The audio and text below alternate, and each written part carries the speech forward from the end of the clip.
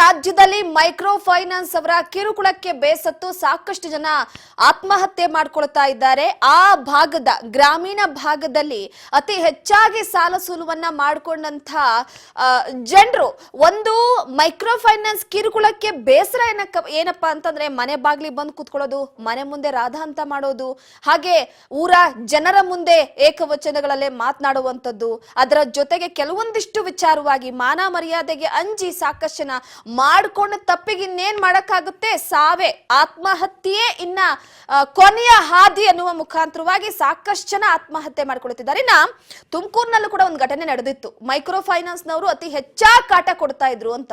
So ಅಲ್ಲಿನ PSI ಕೂಡ micro finance ನವರಿಗೆ warning ಮಾಡಿದ್ದಾರೆ.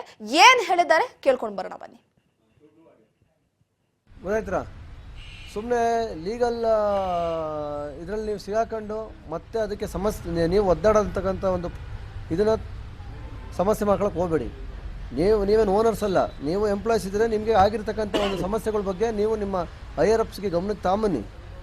ಸಮಸ್ಯೆ ಹಿಂಗಾಗಿದೆ, ಈ ರೀತಿ ಇದೆ, ಈ ಥರ ಆಗ್ತಾ ಇದೆ, ಆದ ಕಾರಣವಾಗಿ ನಮಗೆ ಎಷ್ಟೊಟ್ಟು ನಮ್ಮ ಇದರಲ್ಲಿ ವ್ಯಾಪ್ತಿಯಲ್ಲಿ ಎಷ್ಟಿದೆ ಮಾಡೋಕ್ಕಾಗುತ್ತೆ ಅಂತ ನಿಮ್ಮಲ್ಲಿ ನಿಮ್ಮ ಒಂದು ಕಾರ್ಯಪ್ರವೃತ್ತಿ ಮತ್ತು ನಿಮ್ಮ ಲೈಫ್ ಲೀಡ್ ಮಾಡಲಿಕ್ಕೋಸ್ಕರ ನೀವು ಒತ್ತಡದಲ್ಲಿ ನಾವು ಒತ್ತಡದಲ್ಲಿ ಮಾಡ್ತೀವಿ, ನೀವು ಒತ್ತಡದಲ್ಲೇ ಮಾಡ್ತೀರಾ. ಬಟ್ ಆದರೆ ಒತ್ತಡದಲ್ಲಿ ಮಾಡ್ತೀವಿ ಅಂತಂದರೆ ನಮ್ಮ ಸ್ಕಿನ್ ನಾವು ಪ್ರೊಟೆಕ್ಟ್ ಮಾಡ್ಕೋಬೇಕು. ನಮ್ಮ ಸ್ಕಿನ್ ನಾವು ಪ್ರೊಟೆಕ್ಟ್ ಮಾಡ್ದಲೇ ನಾವು ಮಾಡ್ತೀವಿ ಅಂತ ಹೋದಾಗ ಸಮಸ್ಯೆ ನಿಮಗೆ ಆಗೋದು, ನಿಮ್ಮ ಹೈಯರ್ ಅಪ್ಸ್ ಯಾರಿಗೂ ಆಗಲ್ಲ.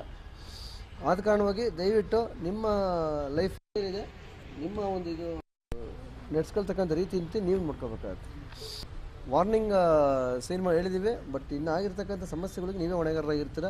ಬಟ್ ಭಾಳ ಗೌರ್ಮೆಂಟು ಅಷ್ಟೇ ಸೀರಿಯಸ್ ಆಗಿ ತಗೊಂಡಿದೆ. ಮತ್ತು ನಮ್ಮ ಇದ್ರ ಸಂಬಂಧವಾಗಿ ನಿಮ್ಗೆ ಗೊತ್ತಿಲ್ಲ ಎಲ್ಲೆಲ್ಲಿ ಡಿಸ್ಕಷನ್ಸ್ ಆಗ್ತಿದೆ, ಎಲ್ಲೆಲ್ಲಿ ಮೀಟಿಂಗ್ ಆಗ್ತಿದೆ ಅಂತ.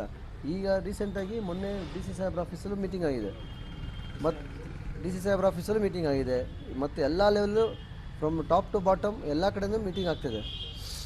ಮೀಟಿಂಗ್ ಆಗಿದೆ ಅಂದರೆ ಅರ್ಥ ಮಾಡ್ಕೊಳ್ಳಿ, ಎಷ್ಟು ಗ್ರಾವಿಟಿ ಇದೆ ಅಂತ ಅರ್ಥ ಮಾಡ್ಕೊಳ್ಳಿ. ಆ ಇರತಕ್ಕಂಥ ಗ್ರಾವಿಟಿ ಅನುಸಾರವಾಗಿ ನೀವು ಕೆಲಸ ಮಾಡ್ಕೊಂಡ್ರೆ ನಿಮಗೆ ಒಳ್ಳೆಯದು. ಆ ಗ್ರಾವಿಟಿ ಏನಿದೆ ಅದರ ಬೌಂಡ್ರಿ ಲೈನ್ ದಾಟಿ ನೀವು ಹೋದರೆ ನಿಮ್ಗೆ ಸಮಸ್ಯೆ ಆಗುತ್ತೆ. ಲೀಗಲ್ ಪ್ರೊಸೀಜರ್ಸ್ ಇರಬೇಕಾದಾಗ ರಿಕವರಿ ಏಜೆಂಟ್ಸ್ ಅಂತ ಎಲ್ಲಿ ಬರ್ತಾರಲ್ಲಿ? ಯಾವ ಕಾನ್ಸೆಪ್ಟಲ್ಲಿ ರಿಕವರಿ ಏಜೆಂಟ್ಸ್ ನೀವು ಇಟ್ಟಿದ್ದೀರಾ? ಯಾವ ಕಾನ್ಸೆಪ್ಟಲ್ಲಿ ರಿಕವರಿ ಏಜೆಂಟ್ಸ್ ಇದ್ದಾರಪ್ಪ ಹೇಳಪ್ಪ ಸ್ಪಂದನ. ಯಾವನು ಹಿಂದೆ ಮುಂದೆ ಗೊತ್ತಿಲ್ಲ ಕೊಟ್ಬಿಟ್ಟು ಕೊನೆಗೆ ಅವ್ರ ಮನೆ ಬಾಗಿಲು ಹೋಗಿ ಇದು ಮಾಡಿಬಿಟ್ಟು ಅವರು ಇದು ಮಾಡ್ತಿರಲ್ಲ ಅಂತ ಹೇಳಿ ಸಮಸ್ಯೆ ಮಾಡ್ತೀರ ಅಂತ ಹೇಳ್ತಾರದು. ಪಬ್ಲಿಕ್ಕು ಫುಲ್ ಅಲರ್ಟ್ ಆಗಿದ್ದಾರೆ, ಪಬ್ಲಿಕ್ಗೆ ಎಲ್ಲ ಮಾಹಿತಿ ಗೊತ್ತಾಗಿದೆ, ಯಾವ ರೀತಿ ಆಗುತ್ತೆ, ಸಮಸ್ಯೆಗಳು ಯಾವ ರೀತಿ ಆಗುತ್ತೆ, ಯಾವ ರೀತಿ ಆಗಲ್ಲ ಅನ್ನೋ ಮಾಹಿತಿನೂ ಪಬ್ಲಿಕ್ಗೆ ಗೊತ್ತಾಗಿದೆ. ಇಷ್ಟೆಲ್ಲ ಗೊತ್ತಿರೋದ್ರಿಂದ ನಿಮ್ಮ ಕಡೆಯಿಂದ ಯಾವುದೇ ಒಂದು ರೀತಿ ಚಿಕ್ಕ ತಪ್ಪು ಆದಂಥ ಸಂದರ್ಭದಲ್ಲಿ ಅದಕ್ಕೆ ನೇರ ಹೊಣೆ ನೀವೇ ಆಗಿರ್ತೀರ. ಗೊತ್ತಾಯ್ತೀರಾ? ಸುಮ್ಮನೆ ಲೀಗಲ್ ಇದರಲ್ಲಿ ನೀವು ಸಿಗಾಕೊಂಡು ಮತ್ತೆ ಅದಕ್ಕೆ ನೀವು ಒದ್ದಾಡತಕ್ಕಂಥ ಒಂದು ಇದನ್ನು ಸಮಸ್ಯೆ ಮಾಡ್ಕೊಳಕ್ಕೆ ಹೋಗಬೇಡಿ. ನೀವೇನು ಓನರ್ಸ್ ಅಲ್ಲ, ನೀವು ಎಂಪ್ಲಾಯ್ಸ್ ಇದ್ದರೆ ನಿಮಗೆ ಆಗಿರ್ತಕ್ಕಂಥ ಒಂದು ಸಮಸ್ಯೆಗಳ ಬಗ್ಗೆ ನೀವು ನಿಮ್ಮ ಹೈಯರ್ ಅಪ್ಸ್ಗೆ ಗಮನಕ್ಕೆ ತಾಂಬನ್ನಿ. ಸಮಸ್ಯೆ ಹಿಂಗಾಗಿದೆ, ಈ ರೀತಿ ಇದೆ, ಈ ಥರ ಆಗ್ತಾ ಇದೆ, ಆದ ಕಾರಣವಾಗಿ ನಮಗೆ ಎಷ್ಟೊಟ್ಟು ನಮ್ಮ ಇದರಲ್ಲಿ ವ್ಯಾಪ್ತಿಯಲ್ಲಿ ಎಷ್ಟಿದೆ ಮಾಡೋಕ್ಕಾಗುತ್ತೆ ಅಂತ ನಿಮ್ಮಲ್ಲಿ ನಿಮ್ಮ ಒಂದು ಕಾರ್ಯಪ್ರವೃತ್ತಿ ಮತ್ತು ನಿಮ್ಮ ಲೈಫ್ ಲೀಡ್ ಮಾಡಲಿಕ್ಕೋಸ್ಕರ ನೀವು ನಾವು ಒತ್ತಡದಲ್ಲಿ ಮಾಡ್ತೀವಿ, ನೀವು ಒತ್ತಡದಲ್ಲೇ ಮಾಡ್ತೀರಾ. ಬಟ್ ಆದರೆ ಒತ್ತಡದಲ್ಲಿ ಮಾಡ್ತೀವಿ ಅಂತಂದರೆ ನಮ್ಮ ಸ್ಕಿನ್ ನಾವು ಪ್ರೊಟೆಕ್ಟ್ ಮಾಡ್ಕೋಬೇಕು. ನಮ್ಮ ಸ್ಕಿನ್ ನಾವು ಪ್ರೊಟೆಕ್ಟ್ ಮಾಡ್ದಲೇ ನಾವು ಮಾಡ್ತೀವಿ ಅಂತ ಹೋದಾಗ ಸಮಸ್ಯೆ ನಿಮಗೆ ಆಗೋದು, ನಿಮ್ಮ ಹೈಯರ್ ಅಪ್ಸ್ ಯಾರಿಗೂ ಆಗಲ್ಲ. ಆದ ಕಾರಣವಾಗಿ ದಯವಿಟ್ಟು ನಿಮ್ಮ ಲೈಫ್ ಏನಿದೆ ನೋಡಿ, ಒಂದು ಕಡೆ ಶಿರಾದಲ್ಲಿ ಮೈಕ್ರೋ ಫೈನಾನ್ಸ್ನವರು ಅವರ ಸಿಬ್ಬಂದಿಗಳಿಗೆ ಖಡಕ್ ವಾರ್ನಿಂಗ್ ಅನ್ನ PSI ಮಂಜೇಗೌಡರು ಕೊಟ್ಟಿರುವಂತದ್ದು. ಈಗಾಗಲೇ ಸರ್ಕಾರ ಸುಗ್ರೀವಾಜ್ಞೆಯನ್ನ ತರೋದಕ್ಕೆ ಮುಂದಾಗಿದೆ. ಸಾರ್ವಜನಿಕರು ಕೂಡ ಫುಲ್ ಅಲರ್ಟ್ ಆಗಿದ್ದಾರೆ. ರಿಕವರಿ ಅನ್ನುವ ವಿಚಾರಕ್ಕೆ ಸಂಬಂಧಪಟ್ಟಂತೆ ಜನರಿಗೆ ಎಲ್ಲರೂ ಕಿರುಕುಳವನ್ನ ಕೊಡ್ತಾ ಇದ್ದೀರಾ. ಇನ್ನ ಆ ರೀತಿಯ ಕಿರುಕುಳ ಮುಂದುವರಿಬಾರದು. ಮೈಕ್ರೋ ಫೈನಾನ್ಸ್ನವ್ರದ್ದು ಹಣದ ವಿಚಾರವಾಗಿ ಯಾರೋ ಗೊತ್ತಿಲ್ಲ ಅವರಿಗೆ ಹಣವನ್ನ ಕೊಟ್ಟುಬಿಟ್ಟು ಹೋಗಿ ಮನೆ ಮುಂದೆ ನಿಂತು ಅವರನ್ನ ಕಿರುಕುಳದಿಂದ ಬೈಯೋದು, ಹಣವನ್ನ ಕಟ್ಟಿ ಅಂತ ಹಿಂಸೆ ಮಾಡೋದು, ಇದರಿಂದ ಬೇಸತ್ತು ಈಗಾಗಲೇ ಹಲವಾರು ಕರ್ನಾಟಕ ಈ ವಿಷಯವನ್ನ ಜನರು ತಿಳ್ಕೊಂಡ್ಬಿಟ್ಟಿದ್ದಾರೆ.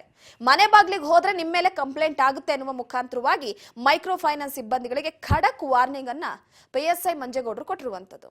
ಒಬ್ರು ಕಾಲರ್ ಇದ್ದಾರೆ, ಮಾತಾಡೋ ಸಮಯ ಕೆಲವೊಂದಿಷ್ಟು ವಿಚಾರವನ್ನ ಮಾತನಾಡ್ತಾ ಹೋಗೋಣ. ಹೇಳಿ, ನಿಮ್ಮ ಹೆಸರು? ಮೇಡಮ್, ನನ್ನ ಹೆಸರು ಫಾರೂಕ್ ಅಂತ ಮೇಡಮ್. ಮಾತಾಡಿ ಸರ್. ಎಲ್ಲಿಂದ ಕರೆ ಮಾಡ್ತಿದ್ದೀರಾ? ಮೇಡಮ್, ನಾವು ತುಮಕೂರಿಂದ ಮಾಡ್ತಾ ಇದ್ದೀವಿ. ಓಕೆ. ಇಲ್ಲಿ ಏನ್ ಗೊತ್ತಾ ಮೇಡಮ್, ದೊಡ್ಡ ಪ್ರಾಬ್ಲಮ್ ಇಲ್ಲಿ ಮೈಕ್ರೋ ಫೈನಾನ್ಸ್ ಬಡವ್ರಿಗೋಸ್ಕರ ತುಂಬಾ ಆಗಿದೆ. ಆದ್ರೆ ಇವ್ರು ಏನ್ ಮಾಡ್ತಾರೆ ಮೇಡಮ್, ಉಸೂಲಿಗೆ ಅಂತ ಪ್ರೈವೇಟ್ ಅವ್ರಿಗೆ ಕೊಡ್ತಾರೆ. ಓಕೆ. ಪ್ರೈವೇಟ್ ಅವ್ರಿಗೆ ಕೊಟ್ಟಾಗ ಅವ್ರಿಗೊಂಥರ ಒಂದು ಟಾರ್ಗೆಟ್ ಫಿಕ್ಸ್ ಮಾಡ್ತಾರೆ ಇವರು. ಒಂದ್ ರಿಕವರಿಗೆ ಒಂದ್ ಬೈಕ್ ಹಿಡ್ಕೊಂಡ್ ಬಂದ್ರೆ 600-700 ರೂಪಾಯಿ ಅಂತ. ಇವರು ಸ್ವಂತ ಇವ್ರ ಜೀವನ ನಡ್ಸಕ್ಕೋಸ್ಕರ ಅವನೆಲ್ಲೋ ಫಸ್ಟೇ ಸಾಲ ಸೂಲ ಮಾಡಿ ಬೈಕ್ ತಗೊಂಡಿರ್ತಾನೆ. ಕೇವಲ 1 ತಿಂಗಳು ಆದ್ರೂ ಮಾತ್ರ ಕಿತ್ಕೊಂಡು ಹೊಂಟೋಗ್ತಾರೆ. ಯಾಕಂದ್ರೆ ಆ ಬೈಕ್ ಕಿತ್ಕೊಂಡೋದ್ರೆ ಇವ್ರಿಗೆ 700 ರೂಪಾಯಿ ಇವ್ರ ಅಕೌಂಟಿಗೆ ಸೇರುತ್ತೆ. ಆ 500, 600, 700 ರೂಪಾಯಿಗೋಸ್ಕರ ಬಡವ್ರ ರಕ್ತ ಹೀರ್ತಾ ಇರೋರು ಮೈಕ್ರೋ ಫೈನಾನ್ಸ್ ಗಿಂತ ಜಾಸ್ತಿ ಮಧ್ಯವರ್ತಿಗಳು. ಯಾರು ಈಗ ಈ ಉಸೂಲಿಗೆ ಬಿಟ್ಟಿರ್ತಾರಲ್ಲ ಇವರು, ಈ ಸಂಘಗಳಲ್ಲೂ ಅಷ್ಟೇ ಒಂದು 10 ಜನ ಇದ್ರೆ 9 ಜನ ಕಾಸು ಕಟ್ಟಿರ್ತಾರೆ. ಒಬ್ರು ಬರಕ್ ಲೇಟ್ ಆಯ್ತು, ಒಬ್ರು ಕಾಸು ಕಟ್ಲಿಲ್ಲ ಅಂದ್ರೆ ಈ 9 ಜನಕ್ಕೆ ಎದ್ದೋಗಕ್ ಬಿಡಲ್ಲ ಅವರು. ಅವ್ರ ಮನೇಲಿ ಸಾವಾಗಿರ್ಲಿ, ಅವ್ರಿಗೆ ಅದ್ ಬೇಕಾಗಿಲ್ಲ. ಇಂತ ಸುಮಾರು ಪ್ರಕರಣಗಳು ನೋಡಿರ್ಬೇಕು ನೀವು ಮಾಧ್ಯಮದಲ್ಲಿ. ಅವ್ರ ಮನೇಲಿ ಸಾವಾಗಿರುತ್ತೆ, ಸಾವಿನ ಜಾಗದಲ್ಲಿ ಹೋಗಿ ದುಡ್ಡು ವಸೂಲಿ ಮಾಡಕ್ ನಿಂತಿರ್ತಾರೆ.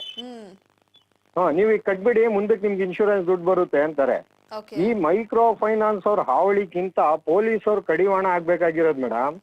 ಮೇನು ಈ ಮಧ್ಯವರ್ತಿಗಳಿದಾರಲ್ಲ, ಈ ರಿಕವರಿ ಏಜೆಂಟ್ಗಳಂತೀವಲ್ಲ ಇವರು. ನಾನು ನೋಡಿ ನಿಮ್ ಮಾಧ್ಯಮ ಮುಖಾಂತರ ಈಗ ಡೈರೆಕ್ಟ್ ಆಗಿ ಲೈವ್ ಅಲ್ಲಿ ಹೇಳ್ತಾ ಇದ್ದೀನಿ, ಜಾಸ್ತಿ ಎಲ್ಲೂ ಹುಡ್ಕದ್ ಬೇಡ ಇವ್ರಿಗೆಲ್ಲ ಪೊಲೀಸರು. ನಮ್ ತುಮಕೂರಲ್ಲಿ ಟೋಲ್ ಬರುತ್ತೆ ನೋಡಿ madam, toll gate, check post ಬರುತ್ತೆ ಟೋಲ್ ಗೇಟು. ಅಲ್ಲಿ 20 ರಿಂದ 30 ಜನ 2 ವೀಲರ್ಗಳು ಬೈಕ್ ಹಾಕೊಂಡ್ ನಿಂತಿರ್ತಾರೆ. ಅವ್ನ್ ದಾವಣಗೆರೆಯಿಂದ ಆದ್ರೂ ಬಂದಿರ್ಲಿ, ಧಾರವಾಡದಿಂದ ಆದ್ರೂ ಬರ್ಲಿ, ಎಲ್ಲಿಂದಾದ್ರೂ ಬಂದಿರ್ಲಿ ಅವನು. ಅವ್ರ ಜೊತೆಗೆ ಮಕ್ಳು ಇದಾರೆ, ಅವಳು ಹೆಂಡತಿ ಇದ್ದಾಳೆ, ಅವ್ಳಿಗೆ ಏನು ಬೇಕಾಗಿಲ್ಲ. ಫೈನಾನ್ಸ್ 1 ತಿಂಗಳು ಕಡದೆ ಇರೋ ಗಾಡಿ ಸಿಕ್ಕಿದ್ರು ಸಾಕು, ಅಲ್ಲೇ ರೋಡಲ್ಲಿ ಇಳಿಸ್ಬಿಟ್ಟು ಗಾಡಿ ತಗೊಂಡ್ ಹೋಗ್ತಾರೆ. ಅದ್ರ ಪಕ್ಕದಲ್ಲೇ ಅಲ್ಲಿ ವಯಸ್ಸಾಳ ನಿಲ್ಲಿಸ್ಕೊಂಡ್ ಪೊಲೀಸರು ನಿಂತಿರ್ತಾರೆ. ಏನ್ ಇವ್ರೆಲ್ಲ ನೋಡ್ಕೊಂಡ್ ಸುಮ್ನೆ ಇರ್ತಾರ? ಇಲ್ಲ ಇವ್ರು ಅವ್ರಂಗ ಇವ್ರು ಮಣ್ ಬಿದ್ದವ್ರ ಅದು ಗೊತ್ತಿಲ್ಲ ಮೇಡಮ್. ಇಲ್ಲ ಅದ್ರಲ್ಲಿ ಅವ್ರಿಗೂ ಪಾಲಿದೆಯಾ ಅದು ಗೊತ್ತಿಲ್ಲ. ಇದು ಮೇನ್ ಮಧ್ಯವರ್ತಿಗಳ ಹಾವಳಿ ಇದೆಯಲ್ಲ, ಇದು ಯಾವಾಗವರೆಗೂ ಸರ್ಕಾರ ಕಡಿವಾಣ ಹಾಕಲ್ಲ, ಮೈಕ್ರೋ ಫೈನಾನ್ಸ್ ಸಮಸ್ಯೆನೇ ಎತ್ತಿರಲ್ಲ ಮೇಡಮ್. ಅವ್ರ ಆಫೀಸಲ್ಲಿ ಕೂತಿರ್ತಾರೆ, ಎಷ್ಟೋ ಕಡೆ ಅವ್ರಿಗೆ ಗೊತ್ತೂ ಇರಲ್ಲ. ಆಮೇಲೆ ಇನ್ನೊಂದು ಮೇಡಮ್, ಗಾಡಿ ಹಿಡ್ಕೊಂಡ್ರೆ ಲೋನ್ ಕಟ್ಟಬೇಕಾಗಿರೋದು 3,000 ರೂಪಾಯಿ. ಇವರು ಸರ್ ನೆಕ್ಸ್ಟ್ ಮಂತ್ ಕಟ್ತೀನಿ ಅಂತ ರಿಕ್ವೆಸ್ಟ್ ಮಾಡ್ಕೊಂಡ್ರೆ ಇವ್ರಿಗೆ 2,000 ಕೊಟ್ಟು ಗಾಡಿ ತಗೊಂಡ್ ಹೋಗ್ಬೇಕಂತ. ಈ ತರ ಜನಗಳಿಗೆ ಟಾರ್ಚರು. ಕೈ ಬಿಸಿ ಮಾಡ್ಬೇಕು. ಹಲೋ ಫಾರೂಕ್ ಅವರೇ, ಕೈ ಬಿಸಿ ಮಾಡ್ಬೇಕು ಅವ್ರದ್ದು. ಕೈ ಬಿಸಿ ಮಾಡ್ಬೇಕು. ಒಟ್ನಾಗೆ ಮಧ್ಯವರ್ತಿಗಳ ಹಾವಳಿಯಿಂದ ಇವತ್ತು ಜನ ಸಾಯ್ತಾ ಇರೋದು ಮೇಡಮ್. ಮಧ್ಯವರ್ತಿಗಳಿಗೆ ಯಾವಾಗವರೆಗೂ ಪೊಲೀಸರು ಕಡಿವಾಣ ಹಾಕಲ್ವೋ ಆವಾಗವರೆಗೂ ಇದು ನಿಲ್ಲದೇ ಇಲ್ಲ ಮೇಡಮ್. ಇದು ರಾಜ್ಯದಲ್ಲೆಲ್ಲ ಎಲ್ಲೂ ನಿಲ್ಲಲ್ಲ ಇದು. ಆಮೇಲೆ ಮನೆಗಳ ಹತ್ರ 12 ಗಂಟೆ ರಾತ್ರಿಗೆ ಹೋಗ್ತಾರೆ. 12 ಗಂಟೆ ರಾತ್ರಿಗೆ ಮೇಡಮ್, ನೀವು ಗಂಡ್ ಮಕ್ಳ ಬಗ್ಗೆ ಹೇಳ್ತೀರಾ. ಕಾಲ್ ಸೆಂಟರ್ಗಳಿಂದ ಹೆಣ್ಣು ಮಕ್ಳು ಫೋನ್ಗಳು ಮಾಡಿ, ನೀನ್ ತಗೊಳಕ್ ಯೋಗ್ಯತೆ ಇಲ್ಲ ಅಂದ್ರೆ ಯಾಕೋ ತಗೊಂಡೆ, ಲೋಫರ್, ತರ ಬೈತಾರೆ ಹೆಣ್ಮಕ್ಳು. ಯಾಕಂದ್ರೆ ಇದು ಸಾಲ ಕೊಟ್ಟಿರೋನ್ಕಿಂತ ಜಾಸ್ತಿ ಕಾಳಜಿ ಸಾಲ ಉಸೂಲಿ ಮಾಡೋರ್ಗಿರೋದಿಲ್ಲಿ. ಯಾಕಂದ್ರೆ ಅವ್ರು ಎಷ್ಟು ಉಸೂಲಿ ಮಾಡ್ತಾರೆ ಅಷ್ಟು ಅವ್ರಿಗೆ ಟಾರ್ಗೆಟ್ ಇದು. ಹಂಗಾಗ್ಬಿಟ್ಟು ಅವ್ರ ಮನೆ ನಡೆಸ್ಕೊಳಕೋಸ್ಕರ ಯಾವನಾದ್ರೂ ನೇಣ್ ಹಾಕೊಳ್ಳಿ, ಯಾವನಾದ್ರೂ ಊರ್ ಬಿಟ್ಟು ಓಡೋಗ್ಲಿ, ಯಾರ ಗಂಡ ಎಲ್ಲಾದ್ರೂ ಓಡೋಗ್ಲಿ, ಅವ್ರ ಮನೇಲಿ ಏನಾದ್ರೂ ಇರ್ಲಿ, ಅದು ಅವ್ರಿಗೆ ಅವಶ್ಯಕತೆ ಇಲ್ಲ. ಒಟ್ನಾಗೆ ಅವ್ರಿಗೆ ಅವ್ರ ಟಾರ್ಗೆಟ್ ಪೂರ್ತಿ ಆಗ್ಬೇಕು, ಕೈ ತುಂಬಾ ಸಂಬಳ ಬರ್ಬೇಕು. ಓಕೆ ಥ್ಯಾಂಕ್ ಯು ಫಾರೂಕ್ ಅವರೇ ಕರೆ ಮಾಡಿದ್ದಕ್ಕೆ.